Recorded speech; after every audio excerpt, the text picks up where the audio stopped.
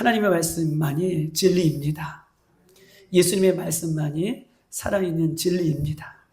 예수님의 말씀은, 하나님의 말씀은 영의 말씀이에요. 할렐루야. 살리는 것은 영입니다. 영의 말씀을 먹고 영의 말씀을 들을 때에 우리가 살아날 수 있다는 것을 꼭 기억하시고, 오늘 이 예배에 앉아있다가 그냥 걸어가는, 그냥 이 문 밖에 나가는 그런 죽은 예배가 아니라, 오늘도 하나님의 살아있는 영의 말씀으로 우리의 잠자는 영혼이 깨어나고 죽은 영혼들이 살아나는 복된 시간 되기를 주님의 이름으로 축복합니다. 오늘 본문에 나오는 이 등장하는 솔로몬 왕이 있어요. 근데 오늘 본문에 3장 1절에 보면 이렇게 써 있어요. 솔로몬이 누구요? 누구의 왕과? 애굽의 왕 바로와 더불어 뭐래요? 혼인관계를 맺어 그의 딸을 맞이하고 다윗성에 데려다 두고 자기의 왕궁과 여호와의 성전과 예루살렘 주위의 성의 공사가 끝나기를 기다리니라 라고 얘기하고 있습니다. 여러분 보세요. 솔로몬이 다윗이 왕이 되었다가 다윗이 왕을 40년 동안 합니다. 헤브론에서 7년, 예루살렘에서 33년. 40년 동안 왕이 된 이후에 다윗 왕이 죽고 솔로몬이 왕이 돼요. 그런데 솔로몬이 왕이 되고 하나님께서 이 솔로몬을 복되게 하셔요. 다윗 왕처럼 복되게 하셔서 이 솔로몬이 왕이 된 이후에 이스라엘 나라가 견고한 은혜를 받아요. 견고하게 세워져요. 그리고 솔로몬 때에 가장 많은 나라들을 차지하게 됩니다. 이스라엘 나라 가운데. 그런데 보십시다. 솔로몬 왕이 오늘 막강한 힘을 가지고 있을 그때에, 또 왕이 되었을 때에 애굽의 바로 왕의 딸과 결혼을 했다. 그리고 그 딸을 이제 예루살렘 성 안으로 좀 데리고 오는 그런 이야기가 오늘 본문에 나와 있는 장면인 것입니다. 여러분 보십시다. 우리 2장 46절 그 앞절인데요. 우리가 3장 1절을 읽었고 2장 46절을 한번 읽어보겠습니다. 2장 46절 다 같이 시작. 여호야단의 아들 브나야에게 명령과 그가 나가서 시므이를 치니 그가 죽은지라 이에 나라가 솔로몬의 손에 견고하여 짓는지라 라고 얘기하겠습니다. 여러분 보세요. 어떤 사건을 얘기하고 있는 거예요. 이제 이 2장과 3장이 연결되어서 이 솔로몬이 어떤 일을 했는지에 대한 부분들을 우리가 3장 1절만 읽으면 이해할 수가 없어요. 아, 그냥 애굽의 바로 왕과 결혼했구나, 딸과 결혼했구나, 이렇게 우리가 이야기를 할 수 있는데, 지금 솔로몬이 누구의 딸과 결혼했다고요? 하나님의 백성인 이 솔로몬이, 이스라엘 왕인 솔로몬이 바로 왕의 딸과 결혼했어요. 그런데 그 앞절에 무슨 이야기를 지금 연결해서 지금 하고 싶은 거예요. 성경은요. 46절 이렇게 해서 2장 46절 여호야단의 아들 브나야에게 누가 명령하냐면 솔로몬이 명령한 거예요. 명령함에 그가 나가서, 이 브나야라는 사람이 나가서 누구를 죽여요? 오, 맞아요. 시므이라는 사람을 쳐 죽였어요. 브나야가 누구의 명령을 받아요? 솔로몬 왕의 명령을 받아서 이 브나야라는 사람이 가서 누구를 죽여요? 시므이라는 사람을 죽여요. 죽이고 난 이후에 나라가 어떻게 됐더라? 46절에 보면 솔로몬의 손에 나라가 더욱 견고해졌더라 라고 지금 하나님께서 이렇게 이 배경을 말씀하고 있는 것입니다. 여러분, 누가요? 솔로몬 왕이 누구에게요? 오늘 이 브나야에게 무엇을요? 한 사람을 죽이라는 거예요. 시므이를 죽이라는 거예요. 그런데 그 결과가 나라가 더욱더 견고해졌더라 라고 말씀하고 있습니다. 여러분, 열왕기상 우리가 앞장에 넘어가서 2장 우리 한번 10절을 한번 보십시다. 2장 10절 무슨 내용인가? 이 내용을 전체적으로 오늘 이야기하고 하나님께서 이 3장 1절에 주시는 메시지가 무엇인지를 우리가 한번 알아보도록 하겠습니다. 여러분 보세요. 2장 10절 12절까지 다 같이 한번 읽어볼게요. 시작. 다윗이 그의 조상들과 함께 누워 다윗성에 장사되니 다윗이 이스라엘 왕이 된 지 40년이라 헤브론에서 7년 동안 다스렸고 예루살렘에서 33년 동안 다스렸더라. 솔로몬이 그의 아버지 다윗 왕위에 앉으니 그의 나라가 심히 견고하여졌더라. 여러분 이 말씀은 다 아시겠죠? 다윗이 오늘 10절에 보면 2장 10절에 보면 다윗이 그의 조상들과 함께 누웠더라. 그의 조상들과 함께 누웠더라. 이 먼저 죽은 그 왕들과 함께 다윗이 죽었다는 거예요. 죽었는데 다윗은요 11절에 보면 이스라엘 왕이 된 지 몇 년 만에 죽은 거예요? 40년 만에 죽었어요. 11절 보면 40년 만에 죽었어요. 여러분 이거 가장 기본적인 거잖아요. 다윗은 40년 만에 죽었어요. 헤브론에서 몇 년이요? 7년. 예루살렘에서 몇 년이요? 33년. 그리고 하나님의 부름을 받았다는 거예요. 그래서 다윗성에 장사되었어요. 그리고 나서 다윗 이후에 누가 왕이 됩니까? 솔로몬이 다윗 이후에 왕이 되었더라 라고 이야기를 지금 하고 있는 것입니다. 여러분 보세요. 나라가요 바뀌었어요. 우리가 사울 왕에서 다윗 왕으로 바뀌어요. 그러면 나라가 바뀌면 여러분 옛날에는 어떻게 돼요? 나라에 사울 왕 때에 다윗 왕을 무시하거나 멸시하거나 또 다윗 왕을 죽이려고 했던 사람들이 있을 거예요. 그렇죠? 사울 왕의 측근들. 그러면 나라가 바뀌고 왕이 바뀌면 이 새로운 왕은 그 측근들 자기를 죽이려고 했고 자기를 모략했고 자기에게 어떤 못된 일을 했던 모든 사람들은 어떻게 해요? 다 그렇죠. 숙청을 해요. 그리고 또 나라가 공권이 바뀌고 왕이 바뀌면 또 자기에게 못했던 사람들은 어떻게 해요? 다 새롭게 숙청을 해요.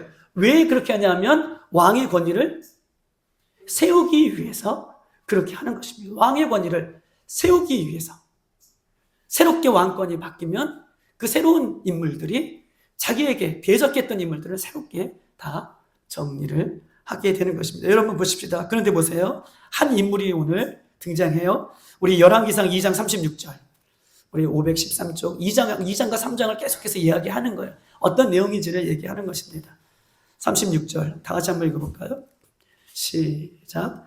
왕이 사람을 보내어 시므이를 불러서 이르되 너는 예루살렘에서 너를 위하여 집을 짓고 거기서 살고 어디든지 나가지 말아라 라고 이야기를 하고 있습니다. 여러분 보세요. 이 시므이라는 사람이 등장해요. 이 시므이는 어떤 사람이냐면 우리가 이따도 읽어보겠지만 베냐민 지파예요. 베냐민 지파. 그 다음에 게라의 아들 이 시므이예요. 여러분 베냐민 지파라고 하면 우리 사울 왕이 어떤 지파예요? 베냐민 지파예요. 사울이 베냐민 지파. 우리는 이스라엘 초대왕 사울이 어떤 지파냐면 베냐민 지파예요. 그러면 이 오늘 시므이는 이 베냐민 지파의 사울과 어떤 관계예요? 먼 친척 관계에 있던 그 혈육적인 관계를 맺고 있는 사람이에요. 시므이는 어떤 사람이에요? 베냐민 지파고 게라의 아들이라 라고 하던 이 시므이에 대해서 이야기하는 것은 시므이는 사울이 이스라엘 초대왕 사울과 관계가 있는 아주 관계가 있는 그런 사람이라고 하는 것을 오늘 본문 속에서 우리에게 이야기를 하고 있는 것입니다. 여러분 시므이가 어떤 사람이었냐 보세요. 다윗이요 왕이 되었어요. 그리고 왕이 된 이후에 다윗의 아들 중에서 반란을 일으켰던 왕이 반란을 일으켰던 자식이 하나 있죠. 누구죠? 압살롬이에요. 어떻게 이렇게 잘 사세요? 이름도 좀 이상해요. 압살롬이 반란을 일으켜서 백주대낮에 아버지가 다윗이 왕임에도 불구하고 지금 반란군과 함께 다윗을 쳐들어가요. 다윗은요 무방비 상태였어요. 아무것도 준비가 되지 않은 상태였어요. 압살롬이 자기 아들이 반란을 일으켜서 아버지의 자리를 빼앗기 위해서 여러분 숙청을 할 때요 다윗은요 지금 어떤 준비도 되어 있지 않아서 어떻게 해요? 압살롬 피해 압살롬과 싸웠어요. 압살롬 피해 어떻게 했어요? 압살롬을 피해 도망가요. 자기 아들이 반란을 일으켜서 왕의 자리를 빼앗겼을 때 압살롬은요 그렇게 힘이 있었던 사람이에요. 그래서 왕이 도망갈 때에 이 시므이라는 사람이 다윗이 도망가는 것을 보고 어떻게 했을까요? 그냥 저주만 한 거 아니에요. 어떻게 했을까요? 뭘 던져요? 맞아요. 너무 잘하시네. 돌을 던지면서 도망가는 다윗을 저주했던 사람이 오늘 본문의 시므이예요. 우리 한번 찾아보십시다. 구약성경 489쪽. 489쪽. 사무엘하 16장.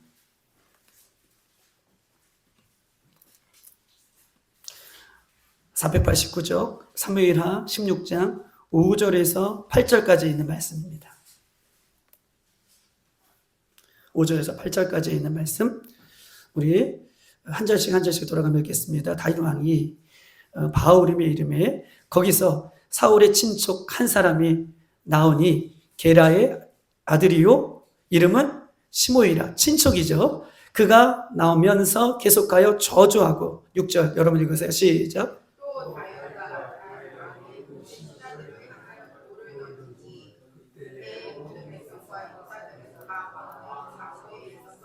시므이가 저주하는 가운데 이와 같이 말하니라. 피를 흘린 자요 사악한 자요 가거라 가거라.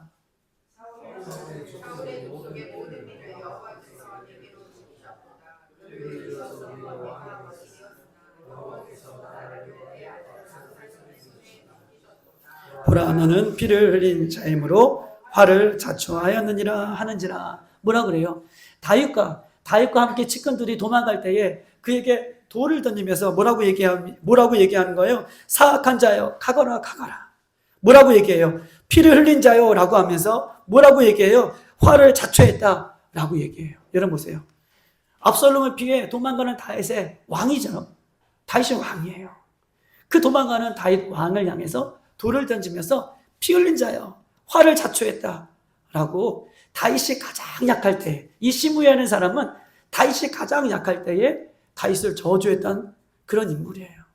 여러분 사람이요 코너에 몰리면 어떻게 해요? 코너에 몰리면 사람들을 물어요. 쥐도 코너에 몰리면 여러분 무는 거예요. 사람이요 가장 약할 때에 저주하고 막 그러면요 그거요 평생 남는 거예요 안 남는 거예요? 그렇죠. 평생 상처로 남고 아픔으로 남아요. 잊지 않는 거예요. 여러분 보십시다. 다윗이요 가장 약할 때 이 시므이는 도망가는 다윗을 향해 그렇게 저주했습니다. 그런데 문제는요 다윗이요 압살롬과 싸움에서 이겨 다시 예루살렘으로 다시 돌아오는 것이 문제예요. 이제 누군 죽었어요? 이 시므이는 파리 목숨이에요. 죽은 목숨이에요. 다윗이 폐위가 되어서 압살롬이 영원의 등극을 영원한 왕의 자리를 얻었으면 상관없는데 다윗이 역전해서 어떻게 해요? 다시 왕권을 다시 회복해요. 그러면 시므이는 어떻게 됐을까요? 이제 어떻게 해요? 보나 마나죠. 그다음 한번 말씀 한번 보십시다. 사무엘하 19장 어떻게 됐을까요? 너무 궁금해요. 19장 16절에서 20절.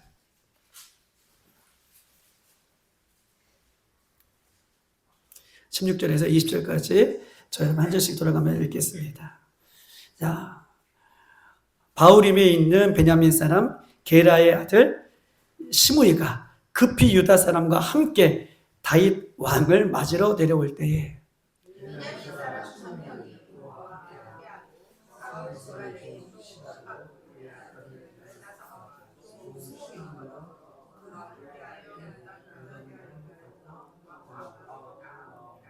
왕의 가족을 건너가게 하며 왕이 좋게 여기는 대로 쓰게 하려 하여 나룻배로 건너가니 왕이 요단을 건너가게 할 때에 게라의 아들 시므이가 왕 앞에 엎드려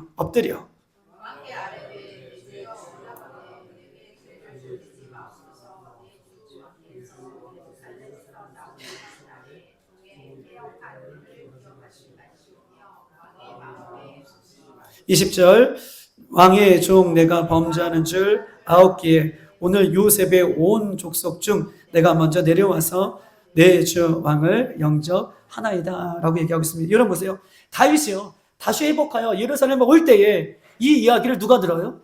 시므이가 들었어요. 이제 시므이는 다윗이 오면 죽은 목숨이에요. 또 다윗도 시므이를 가만두지 않을 것입니다.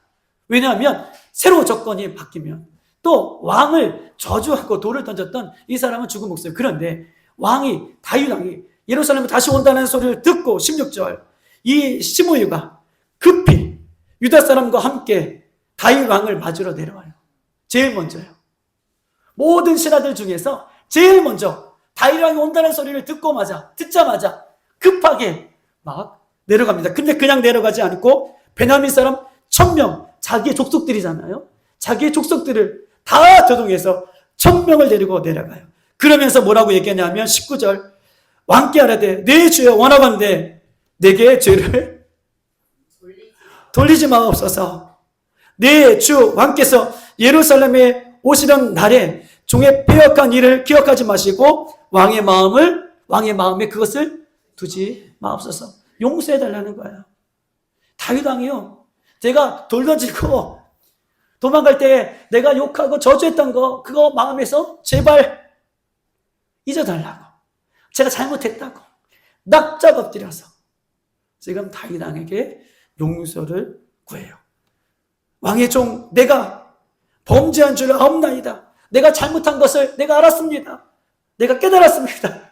용서해달라고 지금 다윗 왕 앞에 목숨을 구하라고 있는 이 모습을 이야기를 하고 있는 것입니다. 여러분 보세요. 사무엘하 19장 21절 다윗이 어떻게 했을까요? 21절 우리 그 밑에 절입니다. 다 같이 한번 읽어볼까요? 23절까지 다 같이 시작. 수랴의 아들 아비새가 대답하여 이르되 시므이가 여호와의 기름 부은 자를 저주하였으니 그가 그로 말미암아 죽어야 마땅하지 아니하일까 하리라. 다윗이 이르되 수랴의 아들아 내가 너희와 무슨 상관이 있었기에 너희가 오늘 나의 원수가 되려느냐. 오늘 어찌하여 이스라엘 가운데서 사람을 죽이겠느냐. 내가 오늘 이스라엘 왕이 된 것을 내가 알지 못하리오 하고 왕이 시므에게 이르되 내가 죽지 아니하리라 하고 그에게 맹세하였느니라 라고 얘기하고 있습니다. 여러분 보세요. 이 아비새라는 그 다윗의 충신이 있어요. 이 아비새라고 하는 다윗의 충신이 저놈 시므이는 가장 먼저 죽여야 됩니다 라고 하는 얘기를 하는 거예요. 시므이가 지금 다윗에게 바짝 엎드려서 내가 잘못했습니다. 내 죄를 내가 압니다 라고 그 다윗의 마음에서 내가 범한 죄를 용서해달라고 얘기할 때에 이 아비새라는 사람이 저놈은 반드시 죽여야 됩니다 라고 이렇게 이야기하는 거예요. 그러면서 23절 다윗 왕이 시므에게 이르되 내가 죽지 아니하리라 하고 그에게 맹세하니라. 여러분 보세요. 맹세는 누구한테 하는 거예요? 맹세는 하나님 앞에 하는 거예요. 내가 죽지 않으리라. 너에게 맹세하지만 이 맹세는 누구의 맹세라는 거예요? 하나님 앞에 내가 맹세하노니 너는 죽지 아니하리라 라고 다윗이 그 시므이를 용서해 주는 장면이 오늘 본문의 장면인 것입니다. 사랑하는 여러분, 다윗 왕을 보세요. 다윗 왕은요, 하나님의 뜻대로 하나님 앞에 맹세하였고 그 자신의 죄를 용서해 달라고 하는 그 시므이를 기꺼이 기쁨으로 용서해 주는 그런 은혜들을 지금 베푸는 것이 그래요. 그런 모습 보세요. 그런데 문제는 이것이에요. 다윗 왕이 있을 때에는 괜찮아요. 그렇죠? 이제 다윗 왕이 아까도 보았지만 몇 년 동안요? 나라를 40년 동안 통치하고 이제 죽었습니다. 그러면 죽은 다음에 이제 누가 왕이 되는 거예요? 솔로몬이 왕이 되었어요. 그럼 솔로몬은 어떻게 했을까요? 솔로몬은 어떻게 했을까요? 시므이를요. 조건부죠. 맞아요. 시므이를 죽이지 않아요. 오늘 이 다윗이 죽고 난 이후에 솔로몬이 왕이 된 이후에 우리가 오늘 본문에 있는 말씀이에요. 오늘 본문 우리 열왕기상 2장 우리 한번 보십시다. 열왕기상 2장 36절 38절까지 있는 말씀 513쪽에 있습니다. 열왕기상 2장 36절부터 38절 다 같이 한번 읽어보겠습니다. 시작. 왕이 사람을 보내어 시므이를 불러 이르되 너는 예루살렘에서 너를 위하여 집을 짓고 거기서 살고 어디든지 나가지 말라. 너는 분명히 알라. 내가 나가서 기드론 시냇가를 건너는 날에는 반드시 죽임을 당하리라 하니니 내 피가 내 머리로 돌아가리라. 시므이가 왕께 대답하여 이 말씀이 좋사오니 내 주 왕의 말씀대로 종이 그려 하겠나이다 하고 이에 날이 오래도록 예루살렘에 머물렀더라 라고 얘기하고 있습니다. 여러분 보세요. 이제 다윗 왕이 이제 40년 동안 모든 통치를 다 하고 죽었습니다. 그리고 그의 아들 솔로몬이 되었어요. 그러면 여러분 보세요. 다윗이요, 왕이 되었을 때에 솔로몬의 아들이었어요. 시므이가 자기 아버지에게 어떻게 했던 것을 알았을까 몰랐을까요? 알았어요. 오늘 36절부터 38절까지 이 솔로몬이 왕이 된 이후에 시므이에게 행한 행동을 보면 솔로몬은 알고 있었어요. 그러면 나라가 정권이 바뀌면 새로운 왕은 어떻게 해요? 당연히 그 숙청을 해도, 당연히 아버지에게, 왕권에게 도전한 사람들 숙청해도 아무런 문제가 되지 않아요. 그런데 다윗이 누구에게 시므이를 안 죽이겠다고 맹세했어요? 하나님 앞에 맹세했어요. 죽이지 않겠다. 내가 너하고 맹세하고 이 맹세는 하나님 앞에 맹세하는 것이다 라고 하는 그 얘기를 솔로몬이 알았을까요? 몰랐을까요? 알았어요. 죽여도 마땅한 이 시므이를 누가요? 다윗 왕의 아버지가 하나님 앞에 맹세한 것을 알았어요. 그래서 아버지의 유지를 받들어서 우리 여성교회 회장님이 말씀하셨던 것처럼 조건부로 살려줘요. 조건부로 너 예루살렘을 벗어나면 안 된다. 이 기드몬 시내가를 벗어나면 안 된다. 만약에 예루살렘 이 지역을 벗어나거나 기드몬 시내가가 이 맥시멈인데 여기를 벗어나면 그 피가 네 머리에 쏟아질 것이다. 부어질 것이다. 즉 너는 죽게 될 것이다 라고 하는 이 조건부로 살려줘요. 저 같으면 에잉 우리 같으면 에익 하고 탁 정리하고 새롭게 시작하면 좋을 텐데, 솔로몬은 누구의 말을 들은 거예요 지금?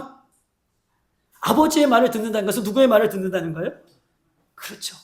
하나님 아버지의 말을, 다윗과 하나님과 이 약속한 그 관계를 이 솔로몬이 유지하고 그 말씀을 받아들이고 있는 이 본문의 장면이 오늘 내용의 전체적인 여러분 내용인 것입니다. 여러분 보십시다. 이렇게 하나님의 뜻대로 하나님의 약속을 지키는 솔로몬을 어떻게 해요? 하나님께서 견고하게 하셨더라. 하나님께서 그 나라를 견고하게 하셨더라 라고 이렇게 말씀하고 있는 것입니다. 그런데 문제가 생겼어요. 여러분 보십시다. 솔로몬이 오늘 본문에 보십시다. 3장 1절. 하나님께서 그에게 견고하게 하셨어요. 나라를 견고하게 하셨어요. 부자가 되게 하셨습니다. 자, 그런데 3장 1절 보세요. 시작. 솔로몬이 애굽의 왕 바로와 더불어 운인 관계를 맺어 그의 딸을 맞이하고 다윗성에 데려다가 두고 자기의 왕궁과 여호와의 성전과 예루살렘 주위의 성에 공사가 끝나기를 기다렸더라 라고 얘기하고 있습니다. 여러분, 하나님께서 이스라엘 나라를, 솔로몬의 나라를, 솔로몬이 왕이 된 그 나라를 견고하게 하셨어요. 그런데 보세요. 견고하게 해주셨던 하나님의 축복을 가지고 이제 솔로몬이 아내를 삼는데 누구를 삼아요? 애굽의 바로 왕의 아내를 삼는 거예요. 여러분, 이 세상에서 이 세상에서 지금 가장 힘이 있는 나라는 어디예요? 미국이죠. 미국, 그렇죠. 미국이 세계의 질서를, 세계의 어떤 안전과 질서를 유지하는, 그래도 나름대로의 그 유지를 하고 있는 강력한 힘을 갖고 있는 나라가 이런 미국이에요. 여러분, 우리나라 사람이 예전에는 아메리칸 드림이라고 해서 미국으로 가서 미국의 새로운 신분을 얻기 위하여 누구하고 결혼하죠? 미국 사람과 결혼해요. 그것이 흑인이든 백인이든 상관없이 이 아메리칸 드림을 가지고 있는 사람은 미국 사람과 결혼해서 자기의 신분이 어떻게 해요?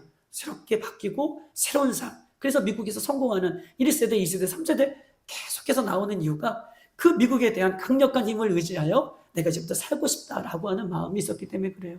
여러분, 애굽은요, 그 당시에, 이 당시에 애굽은요 너무나 강대국이에요. 애굽은 이 당시에, 지금 이 당시에, 열왕기상 이 당시에는 미국과 같은 존재예요.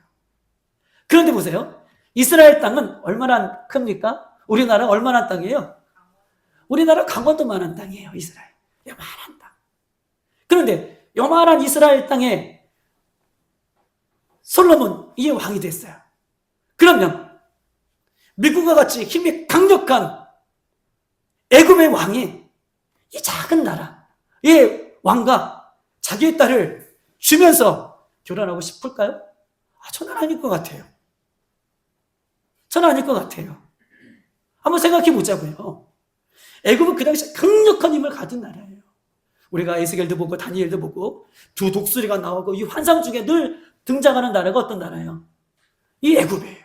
바벨론, 애굽, 페르시아, 애굽은 항상 있어요. 멸망하지 않는 나라. 이 나라, 강력한 힘을 가진 나라가 이 손바닥보다 작은 이 강한 것도 같은 이스라엘 백성의 나라의 왕이에요. 아무리 커봤자 왕이에요. 이 나라에 자기 딸을 주고 싶겠냐고요. 그런데 보세요. 하나님께서 이 솔로몬이 왕이 된 이후에 이 나라를 견고하게 하니 그 소문이 어디까지 들린 거예요? 바로의 귀까지 들린 거예요. 그래서 바로의 딸, 이 애굽의 딸, 그 딸이 어떻게 해요? 이 솔로몬과 정략적으로 결혼하고 싶을 정도로 하나님께서 이 솔로몬, 이 이스라엘을 아주 견고하게 한 거예요. 그래서 솔로몬이 이 이스라엘 작은 나라의 솔로몬이 이 바로의 큰 나라의 그 딸과 오늘 결혼하였더라 라고 하는 이 배경을 지금 설명하고 있는 것입니다. 사랑하는 여러분 보세요. 오늘요 문제가 하나 있어요. 하나님이 솔로몬을 하나님의 뜻에 유지하고 아버지의 말씀을 그 뜻을 받들어 하나님께서 솔로몬에게 그렇게 살아가는 솔로몬에게 하나님은 축복해 주셨고 하나님의 나라를 견고하게 하셨더라. 이것만이 얘기하는 것이 아닙니다. 하나님께 순종하고 하나님의 말씀을 따르고 하나님께서 그렇게 순종하는 자들에게 축복하여 주셨더라. 이 얘기를 지금 하고 싶은 것은 아니에요. 하나님은 하나님의 말씀의 뜻에 하나님의 순종하는 자들에게 하나님 복 주시는 분이 맞습니다. 할렐루야. 그런데 오늘 본문은 이 얘기를 하고 싶은 것이 아니에요.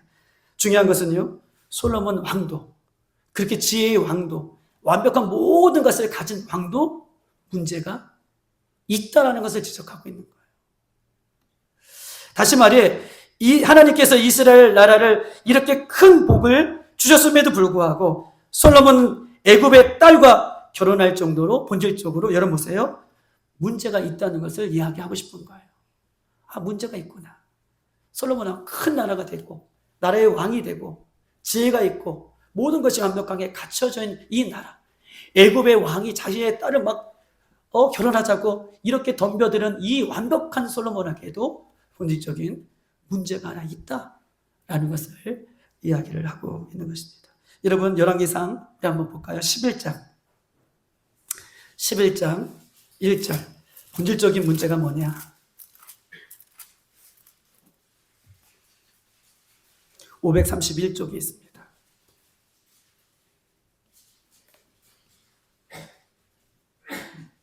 다 같이 시작. 솔로몬 왕이 바로의 딸 외에 이방의 많은 여인을 사랑하였으니 곧 모압, 암몬, 에돔, 시돈, 헷 여인이라. 이런 보세요. 11장에 넘어가면 바로의 그 애굽의 딸 한 명이 아니라 이 3장에서는 애굽의 딸 한 명과 결혼했는데 11장에 넘어갔더니 진짜 장난이 아니에요. 솔로몬 왕이 바로의 딸 외에 이방의 많은 여인을 어떻게 해요? 사랑했어요. 이방의 많은 여인들을 사랑했으니 곧 이런 여인들이라 라고 하는 이야기가 여러분 등장해요. 여러분 보십시다. 솔로몬은 바로의 딸을 사랑하는 것 외에 더 많은 여인들을 사랑하게 되는 원인들을 지금 성경은 우리에게 이야기하고 있습니다. 여러분 보세요. 처음에는요, 아버지의 유지를 잘 받들었어요. 하나님의 뜻대로 하나님을 섬기고 죄인도 용서해 줬어요. 시므이를 죽일 수 있지만 죄인도 용서해 주는 그 넓은 마음, 그 마음으로 그 나라를 견고하게 잘 다스릴 때에 하나님 그에게 축복도 주셨어요. 그런데 보십시다. 그 인생의 후반전은요, 솔로몬 왕은 초심의 마음을 잃어버려요. 초심의 마음을 잃어버려요. 그리고 나서 하나님을 향한 그 믿음이 점점점 변질되기 시작했습니다. 초심의 마음을 잃어버리고 그 후반전은 하나님을 향한 그 믿음이 변질되어요. 그리고 우상을 숭배하게 되게 되죠. 누구를 통해서요? 누구를 통해서 우상을 숭배하게 돼요? 그렇죠. 이 여인들이에요. 한 사람이 아니라 아까 봤죠. 수많은 여인들을 사랑하게 되었더라. 여러분, 우상 숭배하는 것은 끝난 것이 아니라 우상 숭배한 이 솔로몬 왕 시대에 나라가 결국 후반전에 어떻게 돼요? 나라가 갈라져요. 남북으로 나라가 쪼개져요. 갈라져요. 강력한 힘을 가져서 애굽의 딸, 애굽의 바로왕이 자기의 딸과 결혼하게 달라고 이렇게 정력적인 결혼을 할 정도로 하나님의 축복을 받았던 이 솔로몬이 그의 후반전은요, 여인들을 사랑하였더라. 믿음이 변질되고 하나님의 뜻을 받들어들이지 않고 우상을 숭배하려고 초심의 마음이 흔들리는 그 모습을 우리에게 이야기를 하고 있는 것입니다. 사랑하는 여러분, 솔로몬 왕은 이방 여인과 결혼하는 것에 대해서 이런 보세요. 이것이 죄인지 이것이 죄가 아닌지 알았을까요? 몰랐을까요? 바로의 딸과 결혼하는 것에 대해서 이것이 죄인지 죄가 아닌지 이것을 알았을까요? 몰랐을까요? 다시 한번. 솔로몬 왕이 된 이후에 이방 여인과 결혼하는 것이 죄인지 죄가 아닌지 몰랐을까요? 알았을까요? 제가 몇 번씩 좀 물어보잖아요. 다시요. 솔로몬 왕이 된 이후에 이방 여인과 결혼하면 이것이 죄인지 죄가 아닌지 알았을까 몰랐을까요? 알았어요. 알았으니까 제가 지금 그 답이 나오기까지 계속 물어보는 거예요. 알았어요. 우리 한번 찾아보십시다. 역대하. 우리 한번 말씀이 구약 성경이 666이에요. 참 싫은데 666 한번 찾아보십시다. 666. 역대하 8장 11절.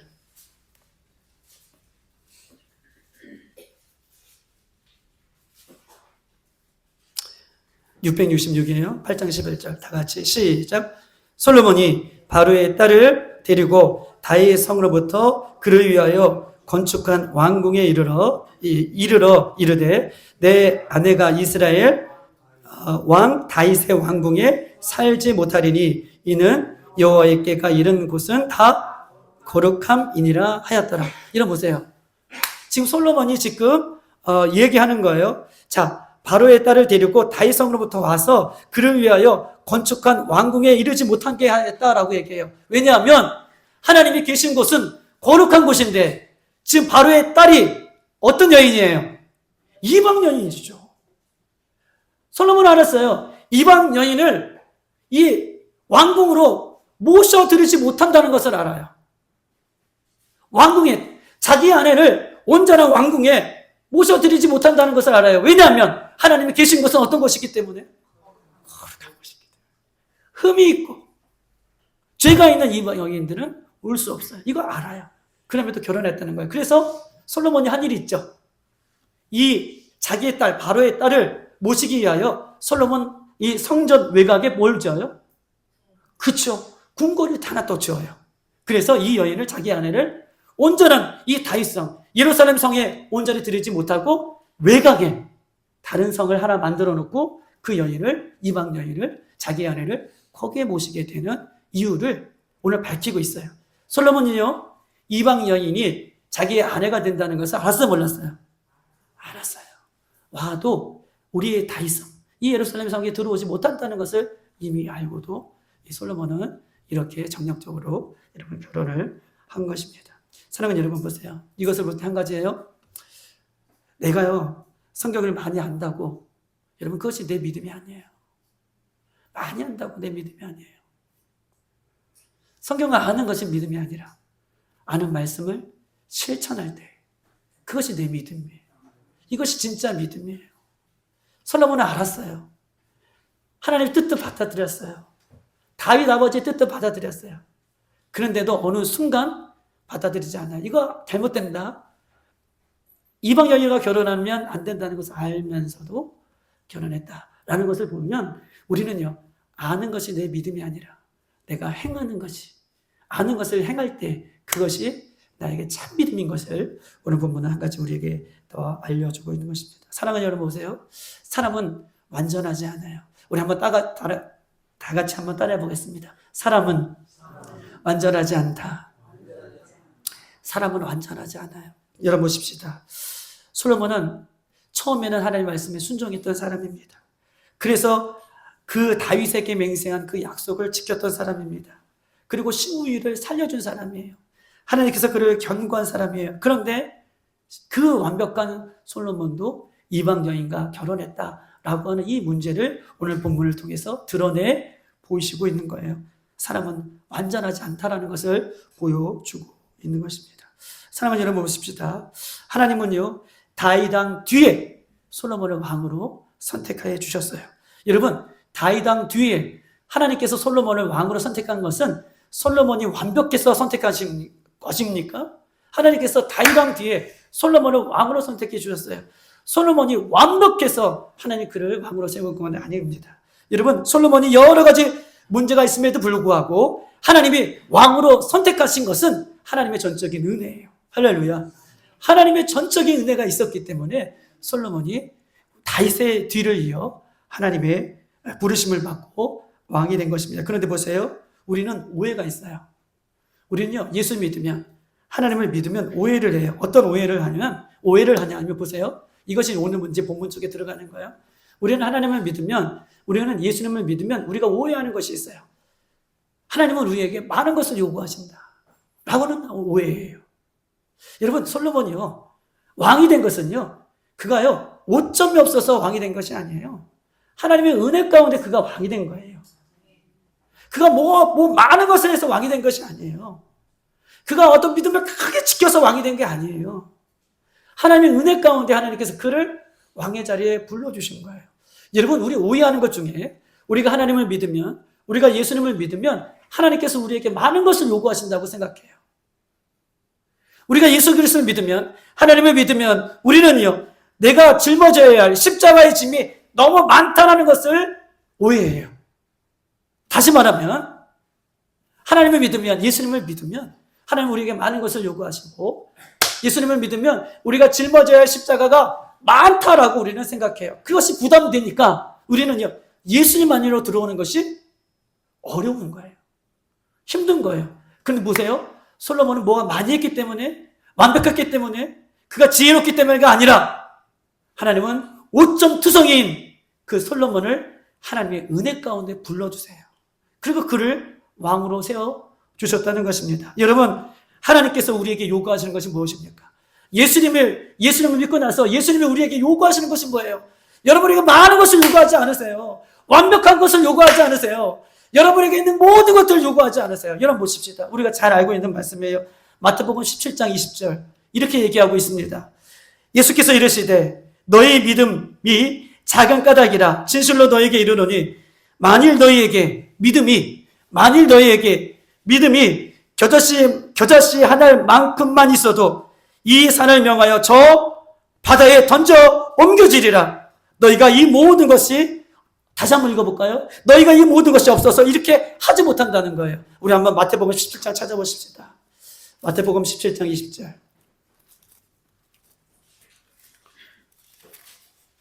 결론 부분을 제가 이렇게 하는 걸 말씀드리는 것입니다. 마태복음 17장 20절 다 같이 시작. 이르시되 너희 믿음이 작은 까닭이니라 진실로 너희에게 이르노니 만일 너희에게 믿음이 겨자씨 한 알만큼만 있어도 이 산을 명하여 여기서 저기로 옮겨지리라 하면 옮겨질 것이요 또 너희가 못할 것이 없으리라. 너희가 못할 것이 없으리라. 예수님께서 제자들에게 요구하시는 것은요, 무슨 믿음이에요? 완벽한 믿음이에요? 많은 것을 하는 믿음이에요? 매일 십자가를 지고 따라오는 믿음이에요? 예수님께서 우리들에게 요구하는 것은, 예수님께서 저와 여러분에게 요구하는 것은 맞아요. 겨자씨 눈에 보여요, 안 보여요? 거의 안 보이는 믿음이에요. 이런 믿음이 있으면 이 산을 들어 저 바다에 던지으리라 라고 말씀해 주시고, 또 너희가 못할 것이 없으리라. 이 작은 겨자씨만한 믿음이 있어도 우리가 못할 일이 없다는 거예요. 그런데 문제는 무엇입니까? 우리가요, 이런 겨자씨만한 믿음도 하나님 많은 것을 요구하지 않았어요. 예수님 완벽한 것을 요구하지 않았어요. 그런데 문제는 우리에게 이 겨자씨 만한 것을 요구하시는데 이 겨자씨 만한 믿음도 우리에게 없기 때문에 우리에게 어떠한 일들이 일어나지 않는구나 라고 이야기를 하고 있는 것입니다. 사랑하는 여러분, 주님 우리에게 큰 것을 요구하지 않습니다. 눈으로 보이지 않는 것만큼 작은 겨자씨와 같은 믿음을 우리 예수님이 우리에게 요구하고 계셔요. 여러분, 80억 인구 중에서 우리가 예수 그리스도를 믿었습니다. 80억 인구 중에서 전체가 80억이에요. 80억 인구 중에서 전 세계 인구 중에서 여러분 우리가 예수 그리스도를 믿게 된 것은 하나님께서 우리를 선택해 주시는 은혜입니다. 우리가 예수 그리스도를 믿게 된 것은 여러분 보세요. 하나님 나라를 상속받게 되었다는 것을 얘기해요. 예수 그리스도를 믿었다는 것은 80억 인구 중에서 내가 예수 그리스도를 믿었다는 것은 예수님께서 나를 선택하여 주셨다는 것은 하나님께서 나를 선택해 주셨다는 것은 무조건 우리가 하나님 나라를 상속받는다는 것을 의미합니다. 여러분 보세요. 이런 놀라운 은혜를 여러분 어떻게 받았습니까? 이런 놀라운 은혜를 어떻게 받으셨냐고요? 여러분이 교회에 10억 헌금 내서 이런 놀라운 은혜를 받았습니까? 여러분이 교회에 건축하여서 여러분이 이런 은혜를 받았습니까? 여러분, 저와 여러분이 평생 헌신했다고 하나님께서 이런 은혜를 주신 것입니까? 하나님 나라를 상속받고 예수 그리스도를 믿게 되고 하나님의 부르심을 받고 이런 모든 은혜를 여러분 우리가 열심히 노력했다고 이것을 받은 것입니까? 여러분, 우리가요 구원의 은혜를 받은 이유는 하나님의 아들 예수 그리스도를 믿는 이 작은 믿음. 예수님 믿습니다. 예수님 용서해 주세요. 이 작은 믿음 때문에 그 믿음 하나로 하나님께 우리를 하나님 나라에 상속받는 그런 은혜를 하나님께서 우리에게 허락해 주신 거예요. 하나님은 저와 여러분이 어떤 사람인지 너무나 잘 알고 있어요. 저와 여러분이 어떤 족속인지를 너무 잘 알고 있어요. 어떤 사람인지 너무나 잘 알고 있어요. 허물 많고 어떤 죄를 짓고 어떤 연약함이 있고 이미 다 알고 계십니다. 그런데 그렇기 때문에 보세요.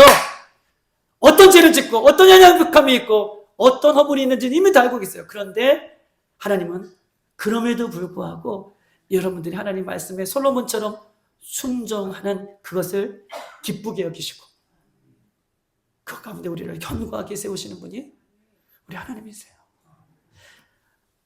자신만한 모든 것 가지고 순종하며 따라가는 것, 그것을 기쁘게 여기시고 하나님께서 우리에게 견고하게 하나님의 나라를 세워가시는 그 일에 우리를 사용해 주신다 라고 하는 것이 첫 번째 우리에게 주는 이 메시지인 것입니다. 여러분 보십시다.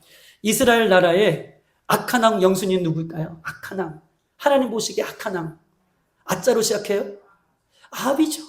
그는 영순이에요. 악한 왕으로 영순이에요. 여러분 보십시다. 그런데요, 이 이스라엘의 영순이 악한 왕 아합, 하나님 뜻대로 살지 않는 이 악한 왕 아합 왕에게 하나님께서 엘리야를 통해서 뭐라고 저주하시죠? 너가 죽으면 어떻게 해요? 저주하시죠. 가서 말하라. 너가 죽으면 누가 뜯어먹어요? 개들이 와서 그 너의 시체를 뜯어먹으리라 라고 하는 이 말을 어떻게 하나님의 메시지를 하나님의 말씀을 그 엘리야가 가서 아합 왕에 전해요. 이 악한 왕, 하나님 뜻대로 한 번도 살지 않았던 악한 왕이 이 말을 들었을까요? 못 들었을까요? 들었죠. 들었으니까 얘기하는 거겠죠. 들었어요. 듣고 나서 어떻게 합니까? 어떻게 해요? 그렇죠. 죄를 뒤집어쓰고 굵은 베옷을 입고 죄를 뒤집어쓰고 하나님 앞에 회개해요. 하나님 용서해달라고. 하나님 잘못했다고. 그러니 하나님께서 뭐라고 얘기하십니까? 악한 왕, 죄를 회개하는 그 아합 왕에게 하나님의 심판을 어떻게 해요? 없애주지는 않으세요. 하나님의 심판을 연기해 주십니다. 하나님의 심판이 연기해 주세요. 그리고 하나님의 심판을 받게 됩니다. 여러분 보십시다. 우리에게 작은 것 하나가 있어요. 우리에게 작은 것 하나. 여러분, 하나님 보실 때에, 하나님 우리를 바라보실 때에 작은 믿음도 보시지만, 이런 보세요. 작은 믿음을 하나님께 요구하시고 작은 믿음도 보세요. 그리고 작은 거 하나 충성하는 것 때문에 하나님 기뻐하신다는 거예요. 그런데 보세요. 우리 하나님은요, 작은 것 하나라도 어떻게 해요? 반드시 심판하시는 거예요. 우리가 오늘 본문 3장 1절 바로의 땅 하나를 취했더니 11장에 넘어가서는, 작은 것 하나 취했더니 11장에 넘어가서는 수많은 죄를 짓게 되는 원인이 돼요. 하나님은요, 보세요. 두 가지 메시지인 거죠. 하나는 작은 것 믿음 하나, 그거 보시고 우리를 축복하시고, 작은 것 하나 순종하는 거, 그거 보시고 축복하시고, 그런데 반드시 작은 것 하나라도 하나님은 반드시 심판하시는 분이시다. 이 이야기를 오늘 전체적인 내용 속에 지금 이야기를 하고 있는 것입니다. 사랑하는 여러분, 우리는 여전히 죄와 허물로 살아가지만 하나님은 보세요. 작은 것 하나 순종, 작은 것 하나의 열심, 작은 것 하나의 예배, 작은 것 하나의 기도, 작은 것 하나의 헌신, 이것을 하나님께서 기뻐하십니다. 그런데 문제는요, 보세요. 이 작은 것 하나, 겨자씨만한 하는 믿음도 우리에게 없다는 것이 문제예요. 그렇죠? 작은 것 하나 요구하시는데 작은 것 하나 드릴 수 있는 믿음이 없다는 것이 우리에게 문제인 것입니다. 여러분, 오늘 주일 말씀을 듣고 오늘 일주일 동안 세상 속에 살면서 작은 것 하나 순종할 수 있는, 그래서 하나님의 기쁨으로 살아낼 수 있는 저와 여러분 되시길 주님의 이름으로 축복합니다.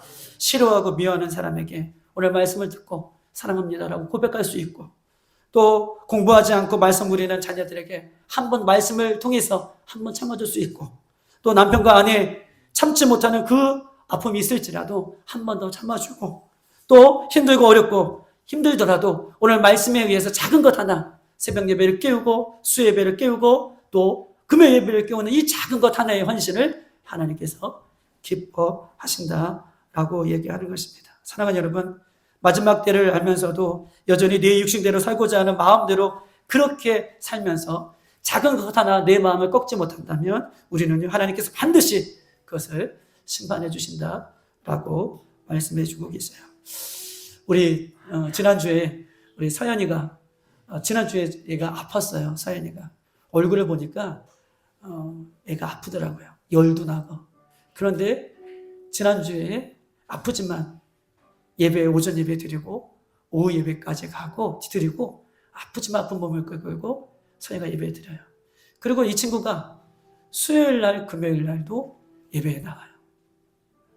어떻게 나오냐면 지금 잠시 학교 휴학하고 열심히 꿈이 있어서, 비전이 있어서 지금 직장 생활을 하고 있거든요. 그런데 수요일 날, 금요일 날 직장 끝나고 집에 오면 그 시간이 맞지 않으니, 우리 같으면 먹고 천천히 가도 서운데 그냥 먹고 수요일 날, 금요일 날 예배 지키기 위해서 먹지도 않고 일찍 와요. 근데 일찍 오는 시간이 우리 백현수 선생님하고 저하고 찬양할 때 그때 맞춰서 일찍 오는 시간이 그 시간이에요. 그리고 나서 집에 가면 그때 저녁 좀 먹고 이렇게 하는 거예요. 여러분 보십시다. 주님께서 우리에게 요구하시는 것은 하늘나라의 큰 것들을 날마다 우리에게 주셨는데 우리는 주님께서 우리에게 요구하는 작은 믿음 하나 드리지 못한다는 것이 우리의 문제예요. 솔로몬은 이방 여인과 결혼했습니다. 근데 보세요. 중요한 것은 우리 안에 자꾸 사인이 있어요. 몸에 작은 것 사인이 있어요. 근데 그것을 내버려 두면, 이 작은 몸의 사인들을 내버려 두면 어떻게 해요? 그것이 큰 병이 되죠. 솔로몬은 자기 안에 사인이 있어요. 이거 하나님 기뻐하시지 않는 것이다 라고 알면서도 그것을 받아들여요. 그것을 내비두는 거예요. 이런 모습입니다.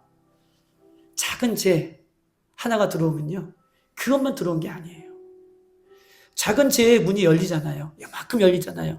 사단은요, 얼마나 악한 존재인지 이 작은 거 하나 열어놓으면, 작은 것을 당연하게 생각하면 이것을 통해서 하나만 들어오는 것이 아니라 수천 가지, 수백 가지가 들어와요. 그래서 우리에게 뭐라고 말씀하고 계십니까? 예수님께서요, 데살로니가전서 5장 22절, 악은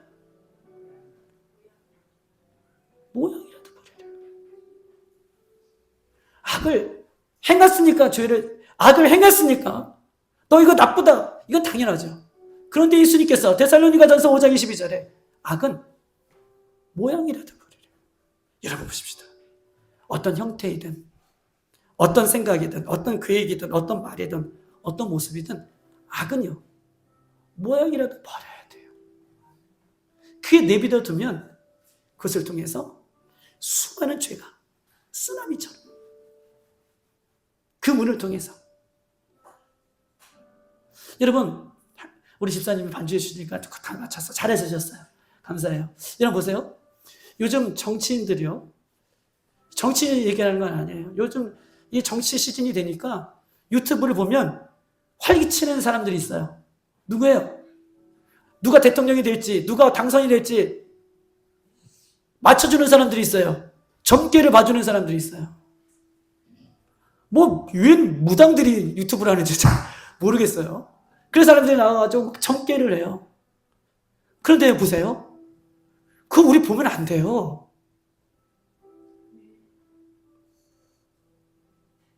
악은 모양이라도 버리셔야 돼요. 여러분, 여러분의 인생을 주관하신 분이 누구십니까? 우리 인생을 주관하시는 분이 누구예요? 우리 인생을 통치하시는 분이 누구냐고요? 이 나라 민족을 통치하시는 분이 누구냐고요? 우리를 구원하시는 분이 누구시냐고요? 우리 예수님이십니다. 우리 주님이세요. 앞으로 오실 하나님의 날도 그분이 통치하실 거예요. 여러분, 우리 하나님은 만홀히 여기지 않으셔요. 그 작은 것 하나. 그 사람들은 뭐 그렇게 얘기해도 그렇게 우리를 유혹해도 우리는 그런 보면 안 돼요. 멀리 하셔야 됩니다. 회개하셔야 됩니다. 악은 모양도 버리세요. 솔로몬은 그 작은 여인, 이방 여인 그 하나로 수많은 죄가 들어왔어요. 오늘 이 본문의 결론은요. 우리 주님은 작은 것까지도 보신다는 거예요. 알고 계신다는 거예요. 작은 것 하나 그 내려놓을 때 그것을 통해서 하나님 기뻐하시고 영광 받아주시고 하나님 나라가 세워진다는 것을 꼭 기억하셔서 솔로몬이 처음에는 조심의 마음 가졌지만 후반전에 나라가 갈라지고 하나님부터 멀리 떠났던 그 인생의 되풀이가 우리 인생에도 오지 않을 수 있도록 우리가 오늘 기도하고 나아가는 저와 여러분 되시길 주님의 이름으로 축복합니다. 이 시간 다 같이 한번 기도하도록 하겠습니다.